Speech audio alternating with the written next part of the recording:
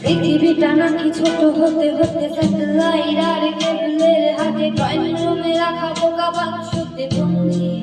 আহা হা হা